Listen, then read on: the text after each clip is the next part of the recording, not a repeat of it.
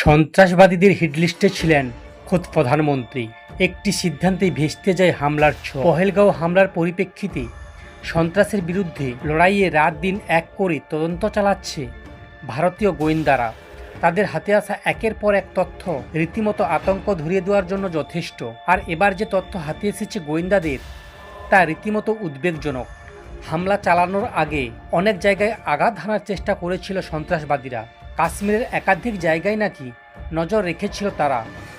তবে সবথেকে চাঞ্চল্যকর যে তথ্য প্রকাশ্যে এসেছে তা হলো জঙ্গিদের নিশানায় নাকি ছিলেন খোদ প্রধানমন্ত্রী নরেন্দ্র মোদী। তদন্তকারী উচ্চপদস্থ আধিকারিকদের কাছে নাকি খবর এসেছে হামলার কয়েকদিন আগে উপত্যকা অন্যান্য পর্যটন স্থলগুলি নাকি নজরে রেখেছিল সন্ত্রাসবাদীরা।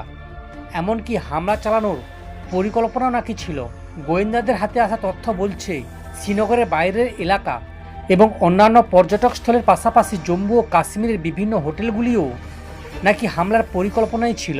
সর্বভারতীয় সংবাদ মাধ্যমের প্রতিবেদন অনুযায়ী জম্মু কাশ্মীর পুলিশ সূত্রে জানা গিয়েছে সন্ত্রাসবাদীদের হিটলিস্টে ছিল হিন্দু তীর্থযাত্রী, বাইরে থেকে কাজ করতে আসা শ্রমিক, কাশ্মীরি পণ্ডিতরাও। হামলার ছক কষা হয়েছিল পুলওয়ামা, কুলগ্রামের মতো এলাকা।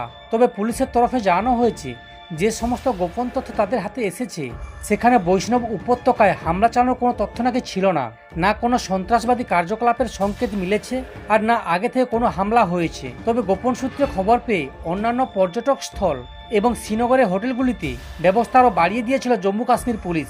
গত 19শে এপ্রিল কাটনা শ্রীনগরের মধ্যে ট্রেনের উদ্বোধন করতে জম্মু কাশ্মীর সফরের পরিকল্পনা ছিল প্রধানমন্ত্রীর, কিন্তু আবহাওয়া খারাপ থাকায় বাতিল হয় সেই সফর।